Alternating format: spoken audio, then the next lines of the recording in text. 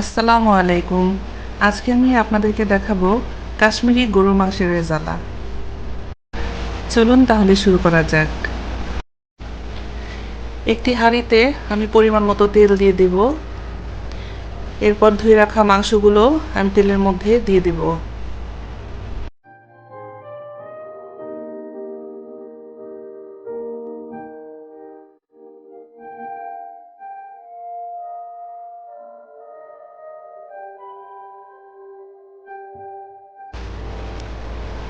এখানে আমি 2 টেবিল চামচ পরিমাণ রসুন বাটা দিয়ে দিয়েছি। এরপর 2 টেবিল চামচ পরিমাণ আদা বাটা দিব।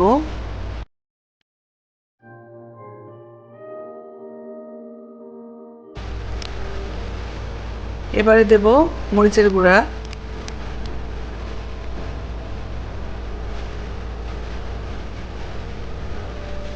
হলুদের গুঁড়া,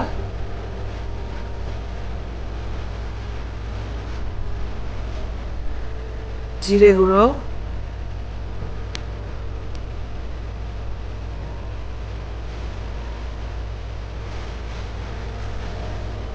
ধনে গুঁড়ো,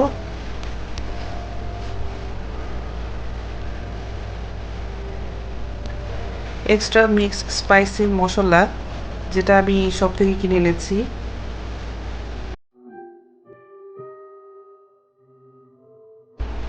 এখন আমি 5-6টা এলাচ দিয়ে দিব। তারপর আমি পাপরিকা পাউডার দিয়ে দিব, যেটা কাশ্মীরি গরু মাংসের আসল মশলা।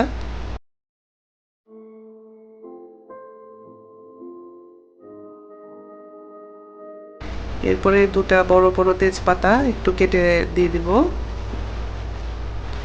একটা কালো এলাচ দিব, দারচিনি দেব, লং দিব, গোলমরিচ, স্টার মশলাটা ভেঙে গেছে। এবার আমি পেঁয়াজ দিয়ে দেব,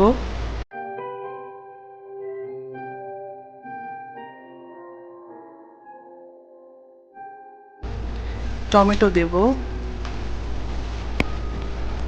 পরিমাণ মতন লবণ দিয়ে দেব।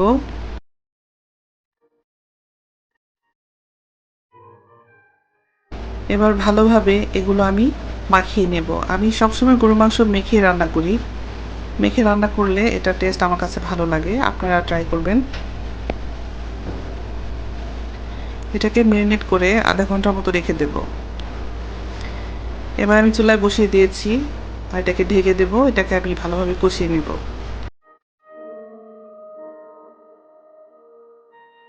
ঢাকনাটা উঠিয়ে একটু নেড়ে চেড়ে দেবো যেন নিচে লেগে না যায়।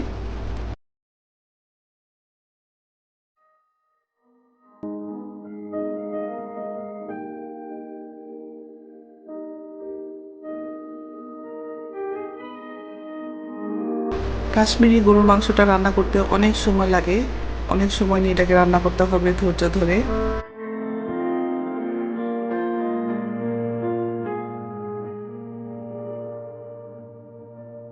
আমি এখানে কোনো পানি দিইনি, মাংস থেকে একা একাই পানি উঠে এসেছে।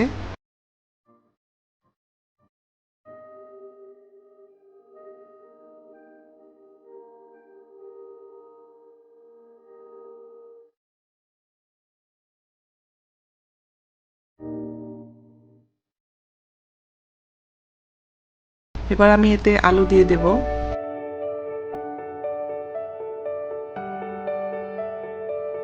ভালোভাবে নেড়ে এটাকে আবার আমি দমে রাখবো।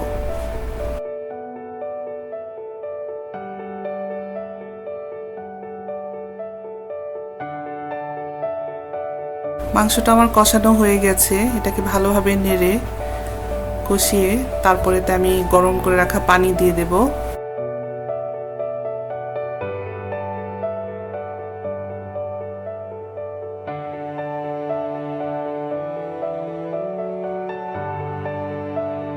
আবারও আমি ঢাকনা দিয়ে ঢেকে রাখবো এবং 20 থেকে 30 মিনিট পর উঠিয়ে আবার আমি একটু গরম মশলা দিয়ে দেব। গরম মশলার গুঁড়ো দিয়ে দেব, জিরে গুঁড়ো, আর মিক্সড যে স্পাইসি মশলাটা দেখিয়েছিলাম ওইটাও দিয়ে দেব। এটা নামানোর আগে করতে হবে, তাহলে মাংসের স্মেলটা খুবই খুবই খুবই সুন্দর হয়।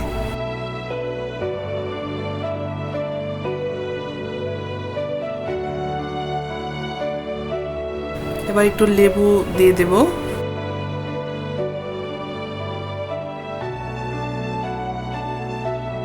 লেবু রসটা দিয়ে আর একটু নেড়ে চেড়ে কিছুটা ধনেপাতা দিয়ে আবার এটাকে আমি ঢেকে দমে রাখবো।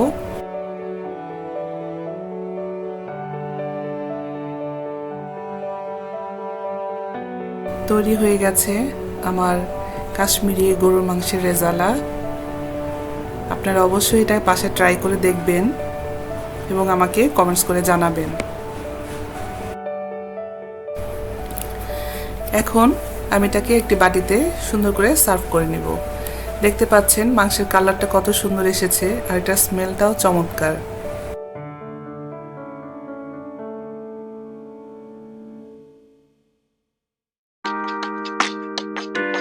এটা খেতেও খুবই টেস্ট হয়েছে। আপনারা এটা বাসায় রান্না করে খেয়ে আমাকে অবশ্যই কমেন্টস করে জানাবেন। ভিডিওটি ভালো লাগলে অবশ্যই লাইক, কমেন্টস, শেয়ার করবেন এবং আমার চ্যানেলটিকে সাবস্ক্রাইব করবেন। ধন্যবাদ সবাইকে। আসসালামু আলাইকুম।